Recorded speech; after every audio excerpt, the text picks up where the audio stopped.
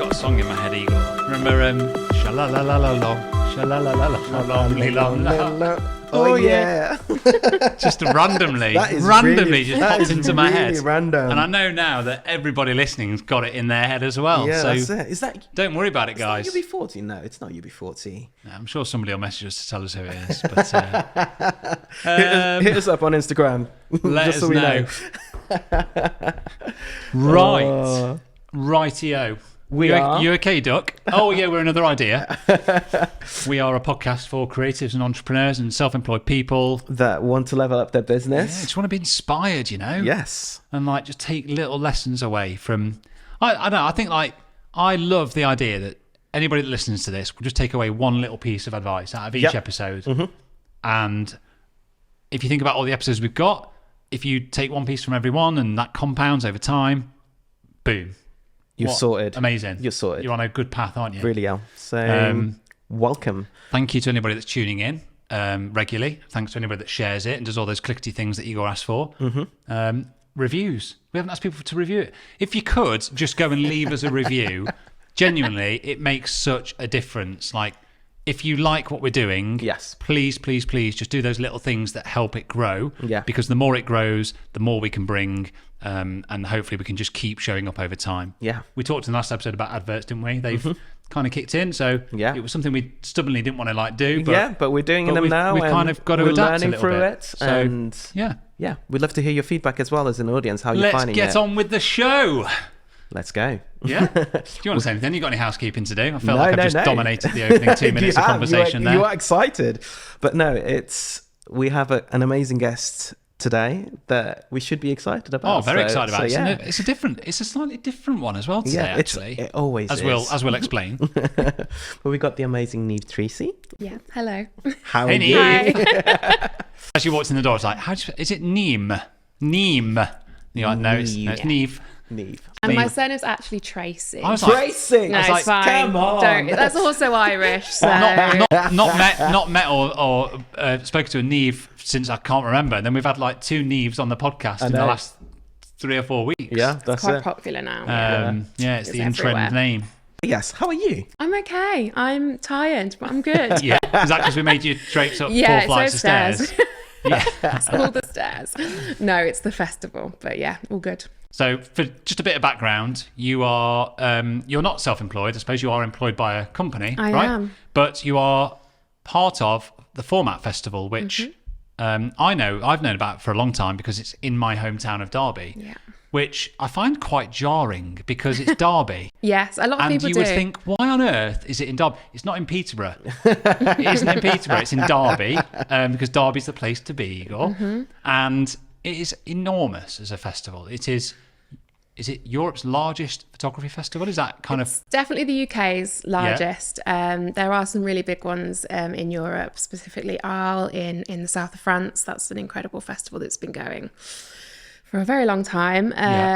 But yeah, we're the UK's biggest festival and one of in Europe, definitely. And it kind of takes over the city, really. I was trying to say to Igor earlier about, he was like, what is it? What is it? What happens? You can't really go into the city. Picture. You can't really go into the city without knowing that it's on. Mm-hmm. There are, I don't know what you call them, like sort of big, almost like billboards erected in the marketplace and mini billboards, not massive ones, but mini ones. But with photos, you go into the buildings, you go into Quad, you go maybe into the library there in the university. It kind of just takes over the city, doesn't it?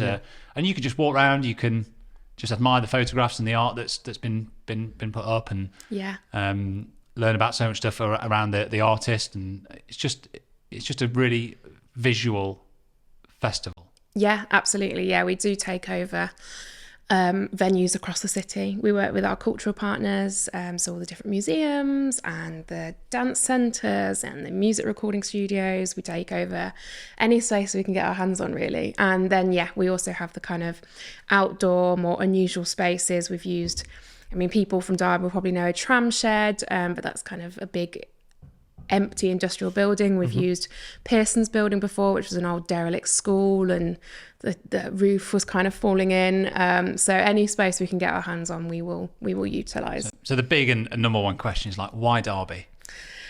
Why not Derby? Why is it? How long is it? I mean, shouldn't doubt. I'm from You Derby. shouldn't doubt No. your No. You're missing my point. I'm queuing you up for. Come on, why Yes, Derby? Derby's amazing. How long's it been here, and why was Derby sort of chosen as the city for that? So, Format was founded in 2004 by Louise Fedotov-Clements, who was our director up until April last year, when she stepped down and moved on to Forestry England, which is really exciting. And also Mike Brown from Derby City Council. So they kind of set it up in 2004. It was when Quad was actually Q Arts. Some people from Derby might remember Q Arts, but that was 20 years ago now. And out of a love for photography, I think they started off doing some market research, going to see some other festivals across Europe, across the world, the country as well, and that kind of out of that came Format really. So yeah, I think Louise was originally based in the Midlands, in Nottingham, and Derby just made sense. So yeah, now we have the biggest festival in the UK right here in the middle of the country. Do you want to move to Derby yet?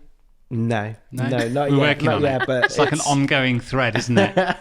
What else can we do to convince Igor that he needs to move away from It's Peterborough? constantly trying to make me move to Derby, not? and It would be a lot easier for you. I think. How much does it cost you in diesel to get here every day? a lot. Yeah. So come It's on. an exciting place. There's some really exciting things happening, and I think when you compare like our neighbouring cities like Birmingham, Nottingham, Sheffield, who've got these booming art scenes, there's people in Derby that are hungry for that, but it takes us all being here and getting together to make it happen. So Derby's got potential. So I think that's what's exciting about the city. Yeah, that's there's incredible. a lot of really good things happening in Derby. You know, like even like just having Max Vaughan on the other week, didn't we, about sharing his story with White Peak Distillery. It's those businesses now, those kind of what's the word, like kind of craft, kind of industrial, like creatively inspiring businesses are starting to kind of really thrive at the moment. Yeah. I know that's happening in other cities as well, but it's really good to see just outside of. It's great to see it outside of London. I think it's probably whether it's in Derby or Sheffield or wherever. It's just great to see outside of London. And also the history of photography in Derby is incredible. I don't know if you guys know about WW Winters. So WW Winters is down by the train station, and it's the longest running photography studio in the world. And it's on our doorstep in Derby. I did not know that. Mental. And it began in the 1800s, and they've got an archive of wet plates of negatives dating back to the 1800s when it began. Wow. And it's the oldest recorded studio in the world. They still work now. So this is where photography is. The history here is incredible. So yeah. That's How did you astonishing. not know that? I didn't know that. Well, you learn something new every day, don't you, Igor? And I've just learned something new. You'll have to get down there because the building is the most incredible thing. Next door to the Royal Mail Post Office. Oh, I know where it is. I know. Yeah. Right next door. He knows where the post office is. Yeah, I know where the post so office it's is. okay. I'm always collecting parcels. Yeah. Everyone should go. It's an incredible place, and it's an absolute treasure trove. So yeah. So I imagine as we're building up to Format Festival this year, we're a week and a half away? We are. You've done well to find your time to come and speak to us, I assume. Yes, I will be going back to work, probably working all hours of the night up until the 16th of March. But You bought us this magnificent coffee book as well. Yes. It's beautiful. Really looking forward to opening that and seeing it. So thank you very much for gifting. No, of It's course. It's always nice when I people know. bring gifts in I know. for us. No, for any Yeah. other guest that comes Just take note. along, just make notes. Take note. That was our Format 21 catalogue of the year. We had to go online because of COVID, and our first international photography festival online. And it was incredible. Wow. Before we go into Format a little bit more, dive deep, I just want to find out a little bit more about you. Okay. How have you found yourself working at Format and doing all the amazing things you do? So I studied photography as an undergraduate, basically because it was the only thing I was good at school. I wanted to be a physio. That did not work out. So I went into photography, ended up at Derby, and kind of then didn't have a clue about the history of photography in Derby, the history of the university course in Derby. It was the first one to become a university course in photography. Some of the kind of alumni from Derby are really incredible, but I had no clue about that when I started. I was completely naive to it, and was adamant I was going to be a photographer. That's what I wanted to do. Any sort of specific area? Definitely more contemporary art. But I didn't know. at one point I wanted to be a fashion photographer, just kind of flitted between everything really. Didn't really know where I was going to take this or how to. Bitch, here I come sort of thing. Yeah, but also just how the hell do I make a career out of this? And that was always the scariest thing. So then ended up taking a year out after my undergrad and went to do a master's degree in fine art at Central St Martin's. Again, still not having a clue what I wanted to do. Was living the London life for a couple of years, messing around on my MA, just trying out everything. Just experimenting though, isn't it? Yeah, as well? absolutely. Like, I think as a creative, like you've got to take that time to just figure things out and just play and like just, experience different formats and different forms of art, really. Yeah, absolutely. And it's just so important to find out who you are as an artist, is to do that. And I think the most important thing I learned during that time is not to ever make art for someone else, to be making it for you only. Come on. Yes. And I think education sometimes makes that hard, and you forget that, but it is the most important thing. Whatever creative industry you're in, whether you're commercial or fine art, it's always got to be for you as well. You've got to have yourself within that. And then why is that? Because I think it's the only way it becomes authentic and believable. If you're, again, whatever kind of industry you're in, within the creative, if you're trying to tick someone else's box, you're never going to kind of make the art you should be making. And Sam. So, Igor. Studio Ninja. Yeah, let's talk a little bit about our sponsor. And I was wondering about what we need to say in this little section, because I really want to talk about just how vital it is to my business. And one thing that came up recently was, in my own business, was that I was thinking about whether I need to get a VA on board. Like, do I need somebody that's going to help me just, perform some of the admin tasks? And when I looked at it and it really boiled down to what do I need somebody on board for, I realised that I don't actually do much admin. Yeah. And I don't do much admin purely because of Studio Ninja. Yeah. Everything's automated. My invoices, my diary, my questionnaires that I send out. Email templates. Chasing up invoices. Everything's fully automated to the point where it doesn't take a huge amount of my time anyway. So it kind of defeats the whole point of a VA. So for me, it is a very integral part of my business. Yeah. And I think when you're running a business, you're self-employed like we are, being efficient, being productive, making sure that things run in the right order. If you find yourself doing any kind of repeat task, you have to say to yourself, why am I repeating this? Automate it. And if you can automate it, then that's it. And that's really where Studio Ninja fits in with me and my business. And they have very kindly given us a discount code, haven't they, for this podcast? So what's that discount code, Igor? Another idea. And another idea gets you 50% off your first annual subscription. Yeah. So it's just a no-brainer. I mean, I wouldn't even be hanging around. Just go and look at Studio Ninja. Just go and do it right now. But thank you very much, guys, for sponsoring this podcast. We love you. We appreciate you. Keep it up. We love Studio Ninja. Through, don't they? Yeah, absolutely.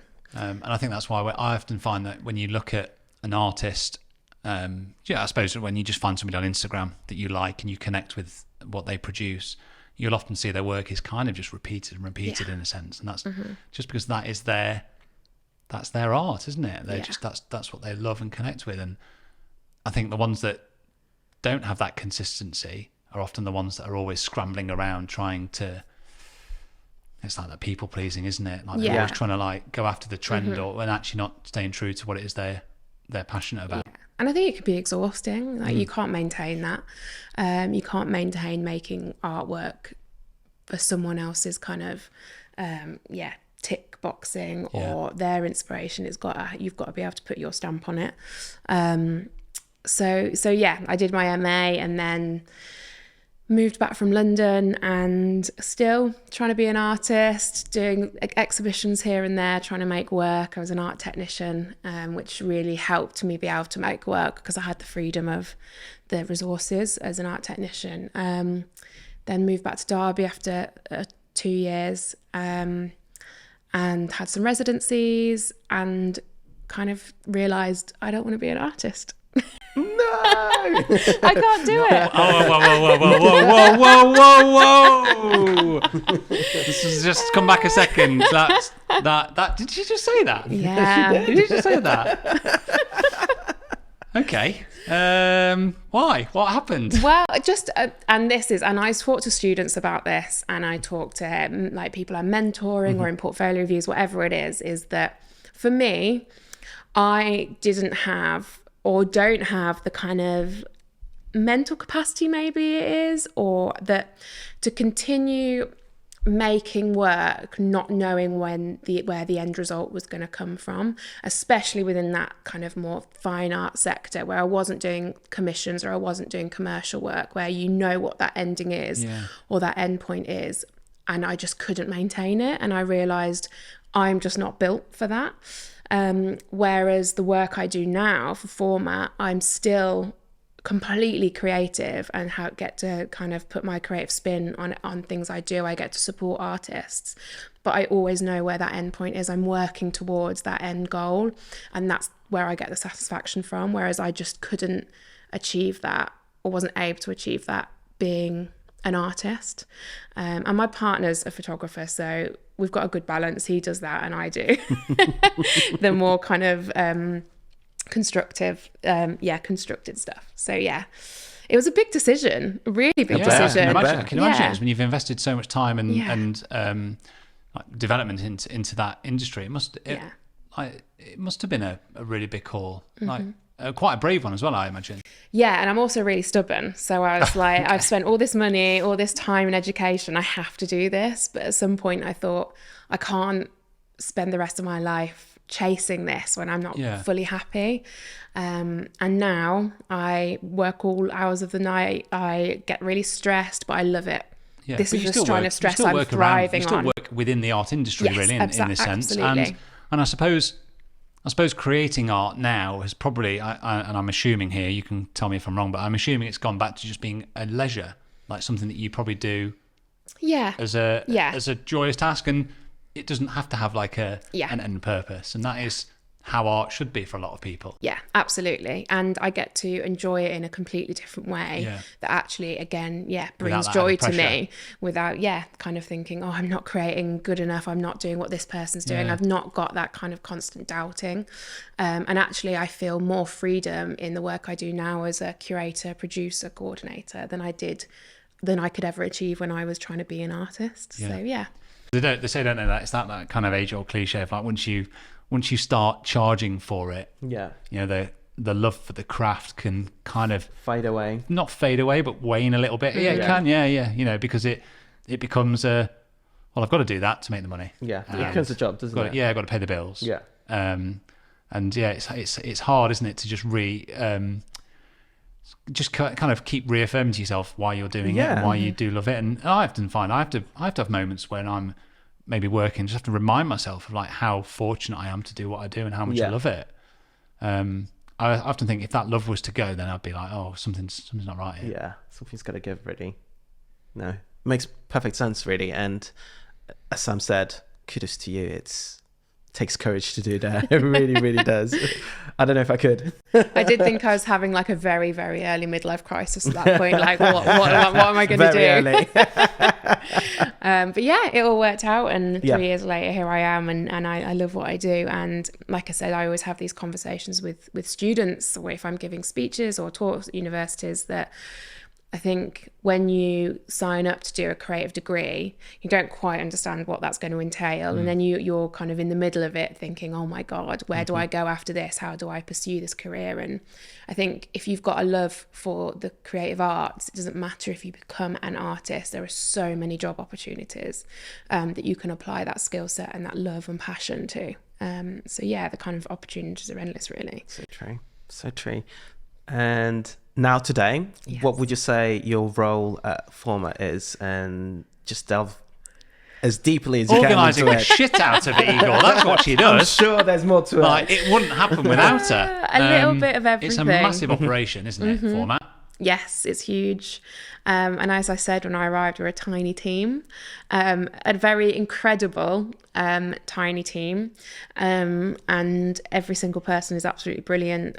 So the team grows during the main festival because it has to. We have a volunteer coordinator, a portfolio review manager, have a photo book market curator, we have a producer. But in the off years, I'll kind of more downtime, I'm the only full-time member of staff. So if it's got a format on it, I'm usually involved in it. And that means, like I said, producing, curating, coordinating, hanging artwork, painting walls, marketing, doing talks at universities. Is it free? Free, yeah, completely free. So we're publicly funded by the Arts Council, Incredible. And various other cultural partners. So yeah, everything's. So if anyone's in and around the Midlands really over the next few weeks, like Derby needs to be on your hit list, doesn't it, for absolutely. a weekend? Yes, and especially our launch weekend, so which kicks off next Thursday. So we have a weekend full of activities. We have a conference, a portfolio review, we have a photo book market, we have after parties. We're going over to the incredible Wireworks in Ambergate, which is actually by the distillery next door. We're doing a yoga walk. So yeah, seriously, it's jam-packed. this sounds like a wedding photography conference, but on steroids. Yeah. Make sure you're there. There'll be DJs each night. It's super exciting. So it's quite funny actually. There's people in Europe, and you'll only get this reference if you're from Derby. There's people in Europe that know about the Hairy Dog. Like, that's how well known format is. And if you have been to the Hairy Dog, it's an experience. But people love it. You've never been to Where's the Hairy Dog? It's I feel like we could just have small talk yes, about Derby. yeah. It's probably not what people want to hear on the podcast. So yeah, down Cedar Street on the right hand side there's a pub, and then there's no, it's honestly the stuff that goes on. I didn't even realise that all of that was happening. Yes, I just go into the city over the weekend and just kind of go and consume the imagery that's up and find that incredible in itself, let alone all of the extra activities that take place. Yes. How do you go about selecting what you're going to do for the year or for the conference? Because the possibilities are endless, really. They are. Traditionally, format is always focused around a theme, which is kind of decided about a year and a half in advance. So the catalogue that's in front of you, Format 21, our theme was control. Previous themes have been things like Forever Now, Habitat, Factory, Evidence. So that forms the basis of the festival. This year we went bold and we had no theme. So it was open, completely open. And the starting point of the festival is usually our open call. So we have an open call, an international open call for photographers to apply to be in with a chance of featuring in the festival. And that's kind of our chance to find new talent, new fresh kind of faces within the contemporary photography industry. And we have around 1,000 applications from around the world, and we narrow that down to about 20. So that's an incredible task, but it's so exciting. I did not make the list. 2025. They didn't get in touch with me actually, funnily enough. No, I didn't get a phone call. Maybe next year. Still waiting on it. Next year. Can I just check my number with you? Yeah. We'll be there somewhere. But yeah, it's kind of, that's what starts it really. And then from that theme, we're kind of building, we're looking out for artists that might be making really incredible work that fits that theme. We might be bringing in, usually we bring in a guest curator to curate our main gallery show around that theme. So this year was really interesting because it was open. So we had no like kind of direction. Yeah. Well, yeah. So the theme of this year is kind of yeah, but no. But no. Yeah, we've got an umbrella theme this year, which is what photography can be, which is huge, really. So kind of thinking about how we question what photography is now, what it is in the future, what it's been in the past, what can it do. So yeah, all the works, kind of our conference is along that theme of what photography can be. Our photo book market is called the Performing Photo Book, so it kind of explores the performance of the photo book in some very crazy and exciting ways. So yeah, it's I think I prefer having a theme. But the exhibitions we've got this year are incredible, and they're going to be, I'm so excited to get them up on the wall and launch them next week. Any sort of artists that are really excited that you're really looking forward to see, and why? Yeah, so maybe I'm slightly biased on this because I'm actually curating our main gallery show this year. Amazing. And the artists in that. So the theme of the main gallery show is dance. So kind of different dance genres and cultures from across the world. And we've got 4 incredible artists in that. One of them, Dele Adiemo, who his work is kind of all focused around the dance scene in Lagos, Afro beats and things like that. And I imagine that's bonkers. Yeah, so he makes moving image work. So the music, I mean, the gallery is going to just kind of be filled with music. Yeah, I can and on imagine the it'd be other quite side, an immersive experience. It won't just be, oh, there's a still photo. Yeah. It'd be kind of... Yeah. There's only 2 artists in the main gallery show with still images, but we're kind of using light boxes and LED lights, and it's just going to feel... Yeah. I can see it already like giving you loads of ideas in order to sort of like just inspire people in a really, really incredible way. Yeah. Literally, as you said. Yeah, It's I so think immersive. like I think of like my kids, going to see something like that. It just opens up their eyes, doesn't it, to the potential of what you can go and do out in the world. You don't have to just stick to the classroom's fine, isn't it? But there's just so much opportunity out there. Yeah. And it would just be inspiring for them to see something like that. Yeah. Without having to trek to the capital. Yeah, well, that's the really important thing is format puts Derby on the map, but it also internationally, but then it also opens up a very kind of local audience in Derby to international talent and artwork that they may not otherwise see, and also kind of photographers that are dealing with issues that might be very real to people in Derby, but they're not seeing represented here. So that's what we do, and that's what's really important about format and quad. So yeah, that's really, really special for us. We work with school groups as well. So we're not just working with international artists, we're working with local school groups who also get their work shown through our young format. So yeah, it's kind of working grassroots levels as well, which is really lovely. That sounds incredible. You coming up? You got to. I'm tempted. I'm sold. I'm definitely sold. Day out with the girls. I'm definitely sold. Yeah. Yeah. Is this the awkward silence bit? Yeah, it really is. Yeah, I can see the cogs going. just I can see the thinking. cogs. I'm just going to watch you for a moment and just wait, Please wait for you don't. to figure out what you're going to say. Yeah, I'm just thinking because there's so many avenues that you could be taking the show in general. So when you actually get together as a team and sort of like decide, oh, we're going to do this and we're going to do that. Do you bring back those ideas that perhaps were scuffed back, or is it constantly something new, something fresh, something exciting? I think you do kind of do U-turns and think, oh, that idea that we pinned, let's bring that back in, and it's just such a huge creative process, and it's about the research we're doing or the shows we're going to see. Have we seen something really exciting happening, or have we seen an artist that we really want to work with or commission? So yeah, it's about just kind of bringing the team together and thinking, what amazing thing can we do? We're always pushing ourselves. We're always trying to do something bigger. We're always trying to do something new. And I think it's amazing to be able to work with a team that is excited to do that. Everyone wants the same thing. Everyone wants to go bigger and bigger each year, which is much more stress on us, but we love it. So yeah, it's this year is, because it's the first one back after the pandemic, it's really special. And I think we wanted to come back with a bang. Going big.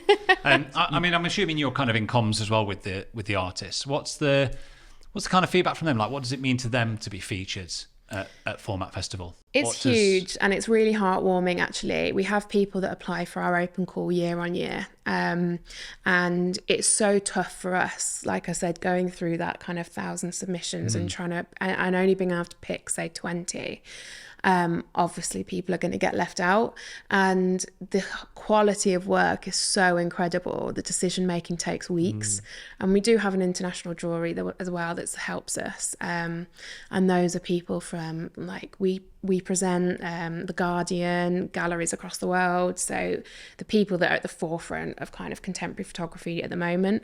But yeah, it's such a hard task, but when people do get through, kind of, it does mean a lot to them. We've got an incredible artist this year who is making waves in the industry. She's doing so well. But when she got selected, she kind of said format is the reason I got into photography, and now I'm showing in it. So yeah, for us to hear that is really lovely. After seeing so many photographers going through so many portfolios and images, any sort of like tips that you would be able to give to anyone that would want to submit their work and hopefully be successful? Yeah. So I love portfolio reviewing. I kind of, well, now we can do Zoom. I've portfolio reviewed all around the world. I was doing portfolio reviews for Exposure Photo Festival in Canada the other weekend, and Hamburg a couple of months before that, from my living room. Amazing. I do wish I was there. It must just be amazing to be constantly consuming that art though, and having to have an opinion on it. I know you said you've kind of decided not to pursue a career in the arts, but you kind of have, really. Oh yeah, absolutely. Like, you know, it must be like you're not sat in an office just working on an Excel spreadsheet. No, I mean, I'm sure there are times there when you is a have lot to do of that. But that's you know, not it. You have that creative dynamic all around you all the time, don't you now? And that must be hugely inspiring to see that. Absolutely. And that's what it's like. I much prefer being able to give that support to an artist rather than just trying to do it myself. To be able to support an artist through the development of their work is so rewarding and so inspirational. So yeah, for portfolio reviews, that's kind of why I love them, because sometimes you come out of them. I mean, it's not always the way, but you come out of them and you can kind of see that this person in this 20-minute time slot has learned so much, and kind of, because every single reviewer has a completely different experience and can give completely different advice. So the amount that people take from those portfolio reviews is incredible. And they're getting more and more accessible. So there's kind of free portfolio reviews that take place across the world. We now do an in real life one and an online one at different price points. So, but I think if anyone's ever thinking of doing a portfolio review, which I think whether you're a commercial photographer or a fine art photographer, whatever you're doing, they're a brilliant experience. You just need to make sure you're talking to the right people. I think if you're ever going for one, ensure that you're selecting people to review your work that are right for you. Be really sure about your work, be able to kind of talk about it in less than 10 minutes. My mum says my work's amazing. That's all you need. My mum loves my work, and she says, don't listen to them, Sam. You're great. So... You need to be able to take criticism. Yeah, that is one good one. Yeah. I mean, it's not always the case. As long as it's coming from a good place, that's all that matters, right? It's, absolutely. You know, yeah. And I think just... You've got to be brave to put yourself out there, haven't you, in the first place? Yeah. Yeah. You need to be able to talk about your work in under 10 minutes as well. Don't take up all the review time. But it's such a skill in itself. I think doing reviews or presenting your work to whoever is such good practice, because if you can talk about your work and you can nail it, then you know exactly what it is you're doing. And actually it helps you kind of cement the reason for your work within yourself, is just talking to someone else and putting it out there quite publicly, which I think when you're developing a body of work is really needed, because sometimes you can get so consumed by it, it's hard to take that step back and think, what is this piece of work, where is it now? And I think being able to take a step back and tell someone else helps you realize at what point you're at, and if it needs development or if it's done, if it's ready. Yeah. And I think as well, it very much develops that whole idea that you said beforehand of belief in your work and really believe in what you do, really. So just simply by verbalizing things and really having a good mental gestation of literally of what you're thinking of your work itself. It'll be really healthy, really, to find that core foundation of your work, really. Yeah, absolutely. So if I want to exhibit my work and I have no clue whatsoever of how to do it. Do you accept submissions that are shot in small JPEG? You little... That is my mistake. Oh no. Do you need a wedding photographer? That is a rookie error. But yes, if I wanted to exhibit my work and I literally have no clue on how to do it, what would you recommend? So this is a question definitely get a lot from both students up to photographers that have been practicing for like 20, 30 years. Like, how do I get my work in a gallery? And it really depends what you're aiming at. You can put on your own exhibitions. And I think the idea of kind of curating your own shows or doing pop-up exhibitions is really underestimated, because people notice you doing that. And if people notice you, they're paying attention. And then that's when future opportunities come. So I think if you're struggling to kind of think, who do I approach, or how do I do this? Don't be afraid to do it yourself. Some of the most exciting shows I've been to are just self-curated or artist-led, because they haven't got the restraint of the gallery space. They're just kind of doing exactly what they want to do.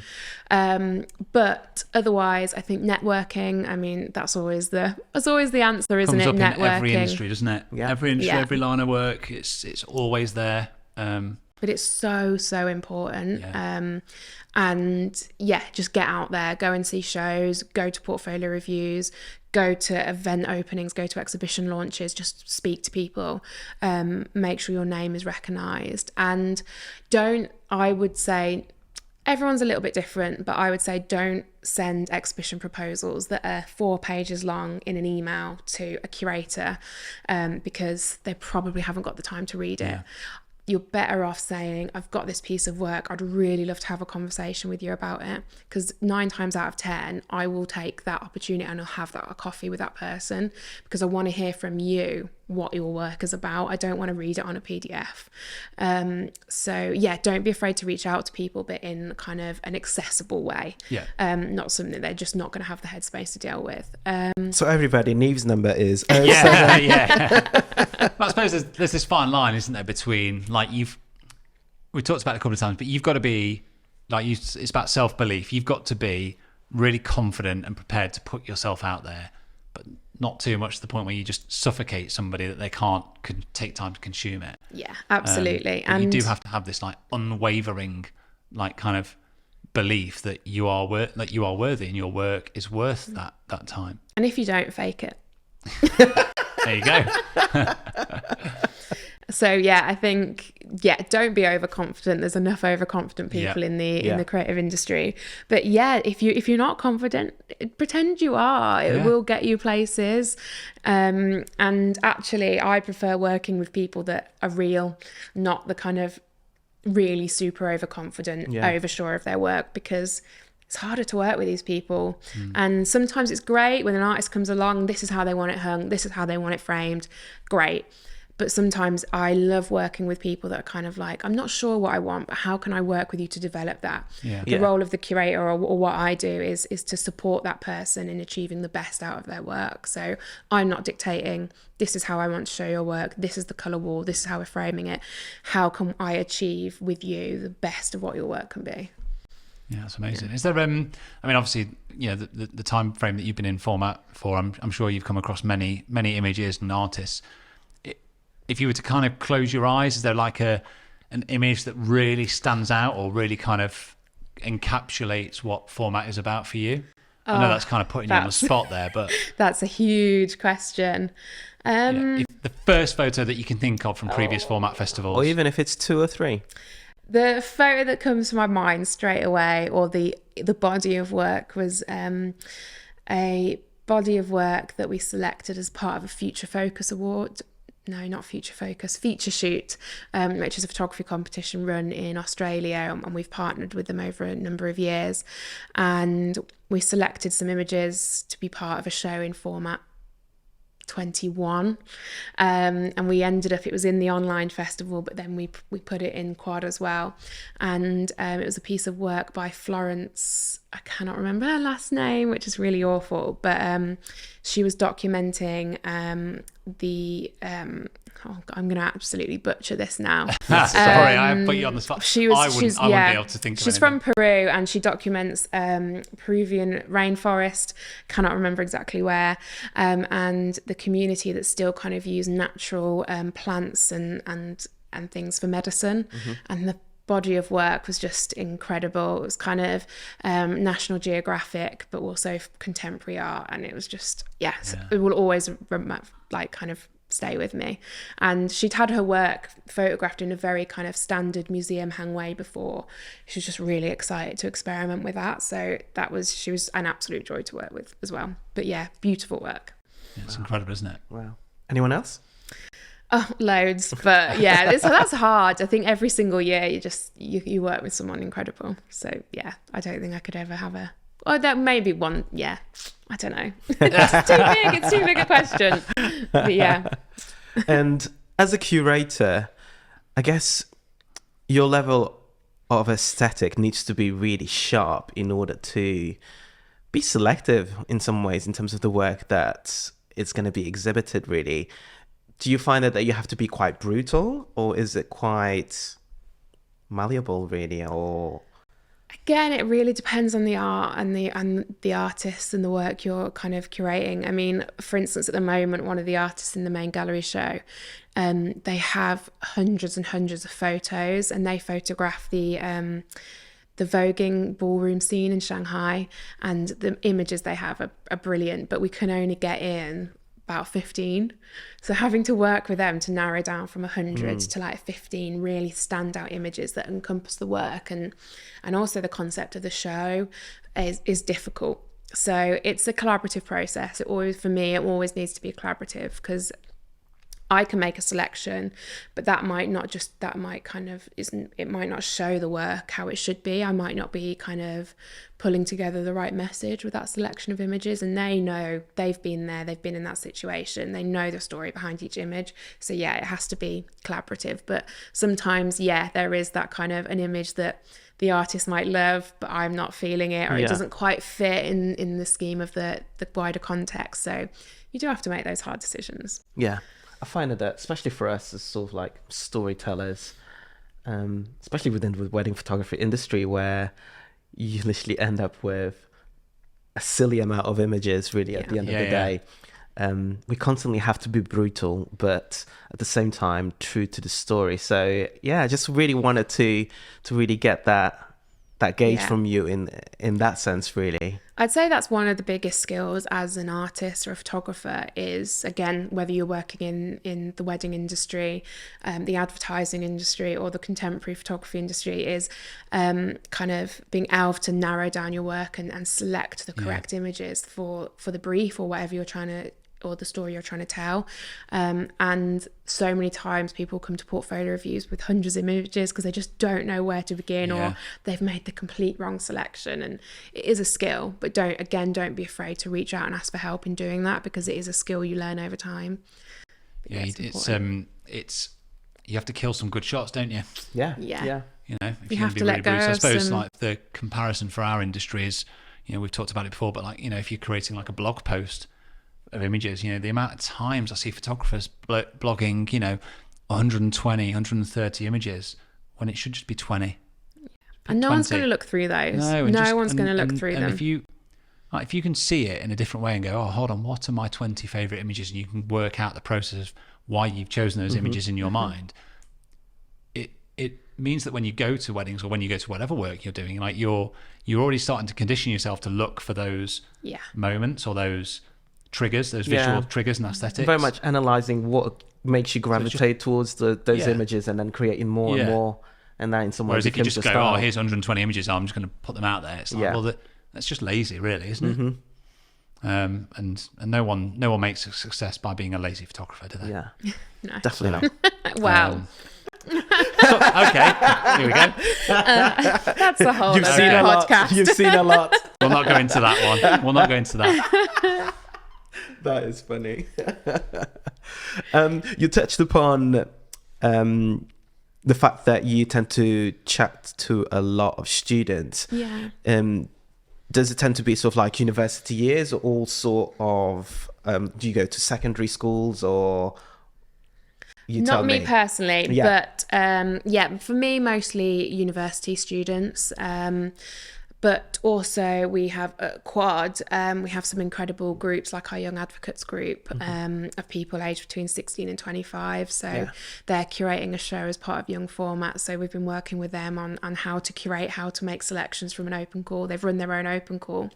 So kind of being able to work with age groups like that, but mostly kind of college and above.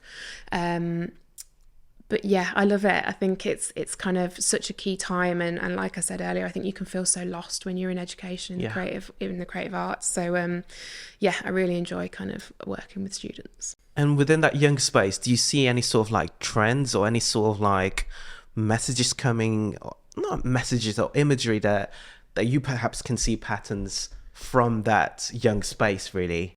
There's definitely trends within the photography industry generally. Yeah. I mean, you probably see it within kind of the wedding industry as well. There's always trends. A big one is hands, just hands in photos. That's a huge one. And when we're seeing 1,000 submissions, there's so many hands. So many hands. So yeah, there's definitely trends. What are the hands doing? Just there. I guess it's that human element to me. Yeah. I mean, I kind of look for hands in wedding photography. Like, I look for like, hands for me are a signal of like connection. So if people are like using their hands to kind of hug or touch somebody, then that always makes me feel like someone connects with the photo more, because you can feel that. But I wouldn't just photograph someone's hand. Yeah, I don't think. I know what you mean. Yes, and it makes me think as well. Sometimes you have objects. It's all right to capture an object, but if you add a hand to it, it just brings a certain human element to it, or sort of like storytelling. Or what's the sort of like relationship between the hand and the object? Is it something that passed down from a family or something like that? But absolutely. I mean, there's always like a context to whatever story they're trying to tell, and sometimes it can be quite conceptual. But yeah, it is. There's definitely those kind of trends that you see. But yeah, it's exciting as well. I do kind of like seeing that, and you do. I think it also can depend on the universities as well. You see trends, and it's that influence from their lectures as well. So yeah. So Format Festival this year, what are the kind of what's the run time? When does it start and end? When can people kind of come up or down? Because you can come up and down to Derby. Well, we're right in central. the middle. So we launch on the 16th in the evening, and then officially 16th of March. So and then everything is open from the next day, the 17th of March, and the festival runs until the 9th of April. But some of our exhibitions will be running for longer. We've got an outdoor exhibition. Yep. Is there like a kind of central focus point that if somebody's coming to Derby, where do they need to go to? Come to Quad. Yeah, come and see us there. Our incredible volunteers will be manning the information point. Kind of get all the literature and the maps from there, don't you? Yep. Can we get our guides, find out where all the exhibitions are? We've got some absolutely incredible exhibitions this year that we're really, really excited about. So yeah, but come to Quad and find out what's going on. Brilliant. I'm really excited. It makes me think of going there just to really see, just to get inspired, first of all. Absolutely, yeah. And at the same time, just to see how other artists, other photographers present their work, because sometimes within our industry at least, it's very easy to just see our work being presented on Instagram. Just always in the same cookie cutter way. So yeah, I'm really excited. Just to for people to actually, day out, shall we? Definitely. So yeah, photographers out there, audience listening to this, you should be going to Format. Yeah, get yourselves down. Come and see us in Derby. Yeah. There's one question we like to ask all of our guests and the speakers that come on, and that is that if you could rewind the clock, if you could take us back to a 14-year-old Niamh, what would your words of wisdom be to her? Have more confidence in myself, 100%. Still, even now, I should probably be saying that to myself. But yeah, have more confidence in myself, my practice, what I'm doing. Yeah, definitely needed that. Confidence is a big one, isn't it? Where does the lack of confidence come from? I don't know. So welcome to your therapy session. Yeah, where did this begin? Lie down on the sofa. So take us all the way back to. Yeah, I don't know. I don't know what it was, but yeah, even now, it's just kind of remembering that. Yeah, you've got this. You've come this far, and you've got through those really big challenges. I think it's really important and valuable for people to know that, like, all creatives feel that. Yeah. Like, we all doubt ourselves. Mm-hmm. Or, everybody. I'll come back from weddings going, oh God, I took nothing decent then. It's part of the process, isn't it? Like, we always. I'd worry if I felt like super confident Yeah. Oh yeah. Yes, that's I've what you need smashed to be that. a bit I'm more worried. great. I know exactly what I'm doing. I've got it sorted. I think it's also because it's so easy to compare yourself now with social media and everything going on. It's so much easier to kind of put yourself up against someone else. And actually, I think as a creative, you need to just be able to ignore it. Yeah. You need to be able to Well, it get comes on. back to that early point that you made, Yeah. doesn't it, of staying true to yourself. Yeah. And Yeah. just you almost need that kind of that go-to almost reset that just always reminds you of what you're about and what you're doing. Because in any industry, in any field, there's always a really broad spectrum of work, isn't there? And it's okay to find your own little corner in that spectrum and to smash it. Yeah, because actually sometimes that's the most exciting stuff. Yeah. That's the things that people kind of grab hold of and are really excited about. And you'll probably get the most opportunities of just being true to yourself and authentic. People gravitate I saw an towards the artist things. yesterday on Instagram that just captivated me, and it was so when I describe it to you, you'd be like, "Oh, okay," but it was just he'd got a paintbrush and he got a huge canvas, and there were just like very faint lines running across the canvas, like only like half a centimeter lines, and then he just got the brush and he was using a kind of like a thick acrylic, and it was just a single off-white color, and it was just a square, and then a square. And then a square in a line all the way across the page. Yeah. So you could just kind of see the raised profile of the square. Yeah. And then the next line, little square, all the way across. And I'm like, you step back and look at it, and it was just captivating to look at. You're like, wow, it's just doing squares on a piece of paper on a canvas.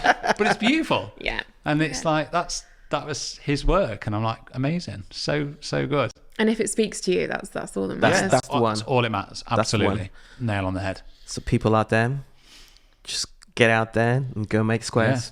Where can people find you? And not like literally, where can they hunt you down? Where can they find you online? And what about where can they find sort of Format Festival information for? So we're even now on TikTok. We have made our TikTok debut, which makes me feel really, really old because our incredible intern was having to teach me how to repost a TikTok, and I had this like we don't know how to sudden do that, realization so of it's how old I am. We're on all social media platforms at Format Festival, and our website is formatfestival.com. Check out our website, our newsletter, our social media, see all our opportunities. We're always doing open calls, residencies, all sorts. Really exciting. So have a look at our social media and see what we're getting up to. Get yourself to Barbados. Yeah. Yes. And get inspired. Thank you so much for coming out and giving us your time. you. Really, Thanks for having really me. looking forward to coming and seeing what the festival's got to offer this year, and bringing Igor up to Derby City You've Centre. got to come now. There's no getting out of it. There's no getting out of it. So, yeah, thank you very much. Thank you. Okay, thank you. That was all right, wasn't it? It wasn't too painful, was it? Okay.